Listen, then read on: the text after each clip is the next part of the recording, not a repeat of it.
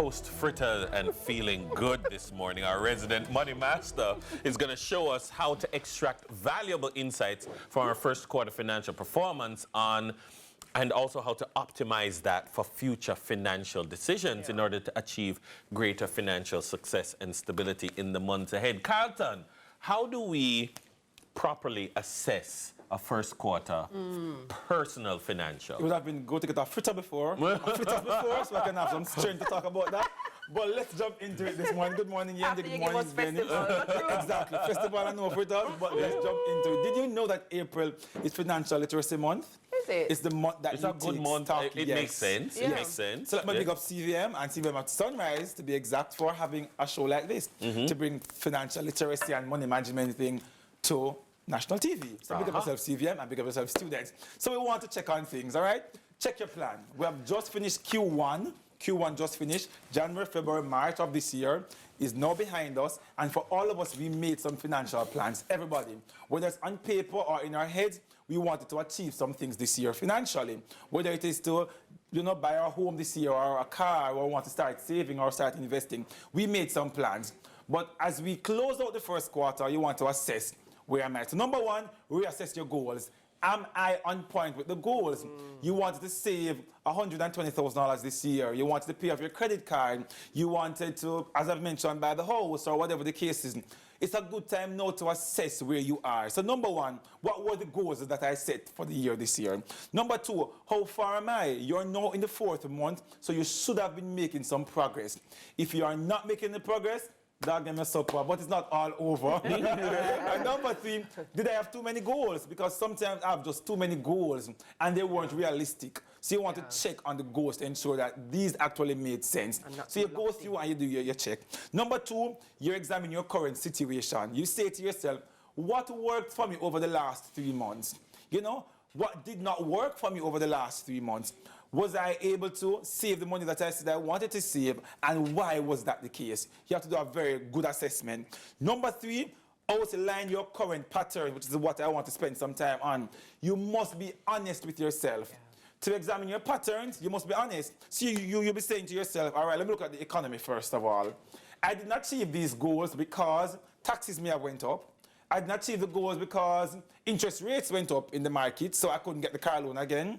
Or the boss promised me a raise, I didn't get the raise. Those are the external factors. But what are the internal factors now, Yendi and Dennis? What did I not do, or what did I do? So it could be a case where, be honest with yourself, I spend too much. Over the last 3 months, I went out and eat too much. Over the last 3 months, I buy too much clothes. I buy too much shoes, so I wasn't able to achieve the goal. I had a client, I believe in 2017, 18, thereabout, she wanted to buy a house. That was the goal. And when I did the maybe second quarter check, I said, hey, what's happening? I realized that the funds that we should have in the account now for the deposit was not there. I said, why is that? Carlton, life is hard, and the market is hard. People are always saying the market is hard in Jamaica for the house. For the housing market is always hard. But you must be disciplined. I said, give me a bank statement, the last 6 months bank statement. Let's see what's happening. I recognize Yendi. Every month end, the weekend of the month end, I saw a pattern in the expenses, a particular restaurant. But lo and behold, there was a casino in that restaurant. So I said, give me a credit card statement as well. So she said she's stressed, so on the month end she worked too hard, she just go and swipe. So before you know it, on a Monday morning, there was no money to send over to the house savings account. We have to now be very brutally honest. If this continues, you're not in the house again. Right. Just go and pay some rent. Right. And that is not the case. But you must be honest with yourself. Yes. Number four, when you realize what's happening, now adjust the budget. You say to yourself, I wanted to save $20,000 a month towards the house, but I realized the school fee for the children have increased, so I really can't save 20 again, I have now save 10. Right. That means the goal for the house may push forward to next year because you're no longer able to save the deposit. So you know, adjust the budget accordingly because guess what? You still want to save something. Half the time why a person don't achieve the financial goal, you reach first quarter, you not achieve nothing yet. You say to yourself, boy, this thing not really work out right now, yeah, man. Year. So you just stop next year. Yeah. And so it is with our diet or gym. You start gym, you're standing for the gym, you're gonna really go gym for the first 2 months, your belly still big, you say, what?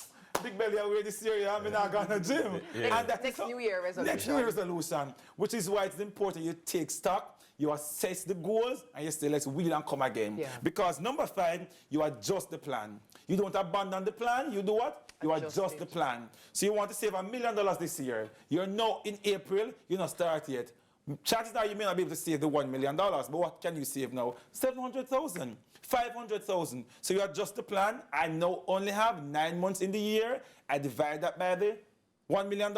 I can only now save this. Or I can only save $100,000. But you do not want to end the year without achieving nothing at all. And you feel big and workless, and you say, I can't bother with this life. That's not the aim, that's not the plan. You still want to achieve something on the financial plan. Those are my 5 tips to reassess the financial plan, reassess where you are, and make amends in going in the right direction, because we're not closing 2024 without achieving anything at all. My name is Carlton Stewart. You know where to find me if you want to check on the financial plan, make some new plans, or you want someone to be honest with you and say, stop the foolishness and get on with your life. It's Carlton G. Stew on all platforms, on social media, TikTok, Instagram, and on Facebook. And we'll check the corner office this Thursday at 8 p.m. All right. That's it for me. More financial guru and therapist in one. Hey, bingo. Awesome. Well, that's all the time we have for Money Masterclass this morning. Diaspora Link Up is up next with a story that takes us from Trenchtown to Southampton. You don't want to miss it.